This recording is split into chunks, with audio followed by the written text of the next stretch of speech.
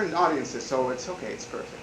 You can, No, uh, what are some of your influences growing up? Just what made you you? I think I had a lot of influence of Peter Sellers. I love Peter Sellers. Of all of his movies, I watched his movies when I was young, and the first Woody Allen movies, Yeah, those ones. Bananas, Take the Money and Run. Exactly, all those. I love them, and and some Mexican comedians, but basically I loved watching Hollywood movies when I was a kid. I dreamed with Hollywood my entire life, and I never ever thought I was going to get here. And now, life surprised me, and now I'm doing movies here in the U.S. Were there any like cultural influences from Mexican actors? You know, Cantinflas. Yes, of course. Well, Cantinflas was always an influence, not just in me and every single Mexican. He was like our comedy icon for many many years, and probably after Cantinflas there's no one like him. So yes, he was a big influence for me too. What is involved when you do a remake of a film? I mean, tell me about how do you get the rights? What sort of process did that involve? Well, in this case, um, after I did a movie called Instructions Not Included, that Wonderful film. you watched. Oh, absolutely, Oh, absolutely. thank you. That's my favorite. I did that movie, and it was a big surprise for everyone, for me especially. It became the highest grossing Spanish language film Right. ever worldwide, here in the US and worldwide. And after that, a lot of doors opened in Hollywood, and when I went to meet the executives of MGM for a meeting, and they offered me Overboard. Hmm. And I was like shocked because I grew up watching this film. I watched the Overboard when I was like, I don't know, it was 20 something. And I went with my mom, I remember, and I was totally in love with Goldie Hawn. She was my movie star crush. So when I saw the title and I asked, am I able to do the remake? They were, yeah, of course. I feel honored and blessed. So for me, it's like an homage to the original doing this film. Have you had the opportunity to meet Goldie Hawn or Kurt Russell? No. Honestly, I thought that I was gonna meet them some way in the process. I don't know why, but in my head was like, of course I'm gonna meet them for some reason, but it hasn't happened, and I'm kind of sad because. And then I was thinking last week that I should have approached them and I don't know, just to have a conversation, a feeling, because I know it's a really important film for them, and I want them to be in a certain way have their blessing or their okay or something.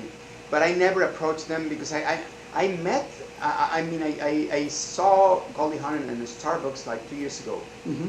and I was so excited that and so scared. My wife was encouraging me, go tell her that you're working on the remake, but I didn't have the guts, so Sometimes it's weird approaching people in public. You want to Yeah. give them their space. Exactly, and especially telling her I'm working on the Overboard remake. She was like, Who the heck? who's Yeah. this guy? So, but no, I'm still waiting for that moment. Well, you mentioned Instructions Not Included. It's such a wonderful film, but it goes so totally against the grain of what Hollywood would do, because they would never let the little girl die. That's Right? Let me tell you this story. It took me 12 years, 12 years to raise the money for Instruction Not Included. But year six, I received a phone call from Fox Mm.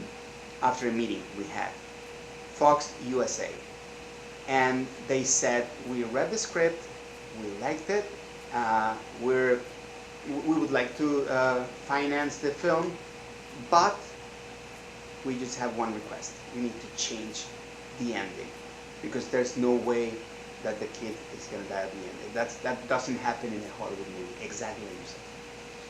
And I was like, oh my God! Imagine 6 years, and I was Sure, like, sure. God, what am I going to do? And you know, I think I did the right thing, and I said, I can't betray my movie.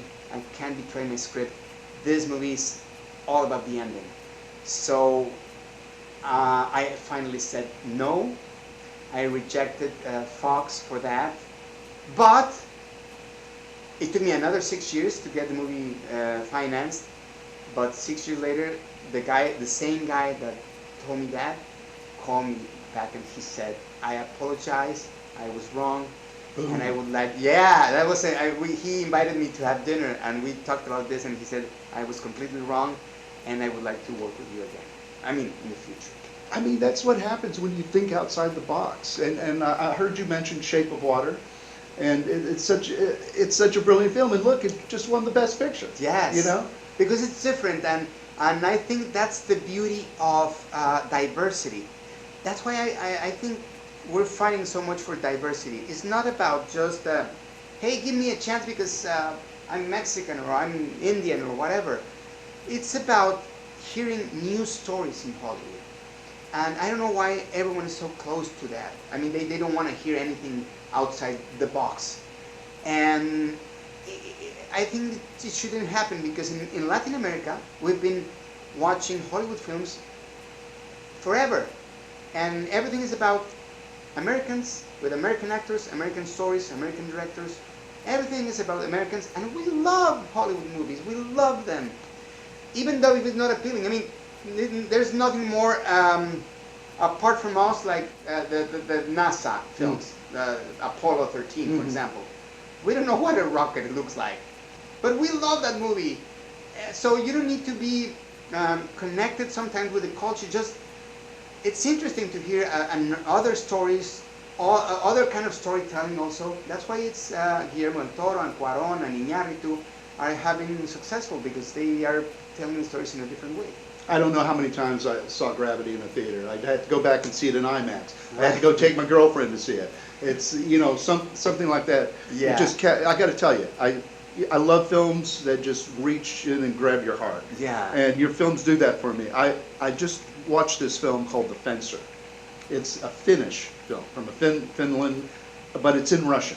And in Estonia, the Germans took Estonia from the Russians during World War II, and they conscripted all the men in the country. You have to fight for the Germans. So then after World War II, Stalin, you know, he was a terrible person. He ran death camps, and the guy, he was forced to fight for the Germans. He didn't want to fight for the Germans, but because he did that, he's going to go to jail because he's in Russia now. So he changes his name, he hides out, and he becomes a school teacher. And his passion is fencing. And these little kids come in and they see him one day and they decide to form a club. So he forms a fencing club. And then they get really good at it. And so there's a big competition, but it's in Leningrad. If he takes the kids to the competition, he'll get arrested and put in a death camp. And he just, in the end, he does it. He goes there and the officer comes in and goes, look, I don't really want to arrest you. Why don't you just run right now? We'll never find you. Russia's a big place. He goes, no, I've got to watch the kids win the competition. And it's the little girl who, you know, because they switch out members throughout the competition, and they're even with the best team in Russia. And the little girl comes in, she totally nails it and wins the contest. Really? He goes to jail. It's a true story. True story. Stalin dies a couple of years later, and they release all the people from the camps. And he comes home, he gets off the train with his bag, and his wife and all the kids are there to meet him. I'm telling you, I just like, oh my God, I was What's surprised. the name of the movie? It's called The Fencer. The Fencer? Yes. Okay, it's a Russian movie? It's in Russian, but it's a Finnish movie. The director is from Finland. Okay. And I'm telling you, it's the same feeling I got watching Instructions Not Included, you know? Oh. It's just like, boom, it just hits you really hard. Oh, I'm going to watch that one. In Overboard, you're in and out of the water a lot. Tell me about how time-consuming is that when you're shooting a film? Because you got to dry off and change clothes, and you got to have like the big wardrobe. Absolutely, it's a lot of time-consuming, and it was freezing. We were shooting in Vancouver. Oh. And honestly, because of global warming, the North Pole is melting, so the water was extremely cold. It was freezing, so it was a challenge to get into the water. I mean, and and it was cloudy most of the days. It looks, did a lot of color correction. Mhm. It looks sunny, but it was cloudy and windy and freezing. So it was really hard to get in the water. Really, really hard. But it was the worst part of the shooting. But we did it. Yeah. Obviously, there's a palpable chemistry between you and Anna Faris. Yes. Was she always the co-star, or were there auditions, or how did she get cast?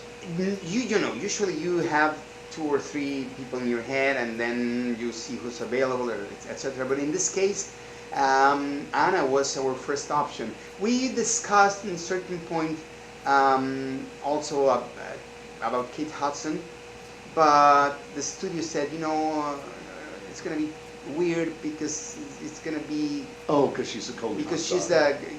exactly, she's a Goldie Hawn's daughter, and they didn't want to go that way because it was going to be like the people was going to start comparing too much, and I don't know, a lot of issues. So we decided to go for Anna, and she loved them. She loves the movie. She grew up watching the movie too, and she said yes indeed. No, she's a wonderful comic actress. Yes. Smiley Face is like But a hilarious film. you told me she told me the story that she didn't want to be comedian, that Uh-huh. she became comedian by accident, that she was casting for the scary movies, whatever, and that she was trying to do a serious acting, and they found her funny, but she swears that she's not funny, that she's just funny by accident. Right, there you Natural go. funny. There you have it. Well, they're giving me the signal, and I know you've got a busy day ahead of you. Well, just tell your audience that it's a family movie. Yeah, You can bring yeah. the entire the kids, the abuelitas, everyone to the theater. No, I like the fact that the movie is in Spanish too, and it caters to everybody. Yes. You know, it's yes. not. It doesn't try to use subtitles. It's just like go with it. You know what they're saying. Yeah, exactly. But it's just a little bit. But I don't want people to get scared about having some Spanish in the movie. It's just a little bit. People shouldn't be scared though. I know, we need I know. To, everybody, this is the era where we embrace diversity. Exactly. You know? Hopefully. Yeah. Yeah. It's always something going on. Yeah. Well, look, thank you so much. Thank you. May 4th. Hey, listen, May 5th, Cinco de Mayo. I don't Cinco even de know how they Mayo. came up with this holiday. It's one of those, like St. Patrick's Day. They don't go out and celebrate St. Patrick's Day in Ireland, right? Right, But Cinco right. de Mayo, I'm born on May 5th. So I call it Cinco de Mayo. That's a great name. But you know that Cinco de Mayo is not a holiday in Mexico. I mean, it's Right. a holiday, but it's not. Right. It's nothing. Here in America, it's like to go eat tacos and drink Right. margaritas. You know, it's like a restaurant thing. Exactly. It's crazy. Thank you very much. Yes.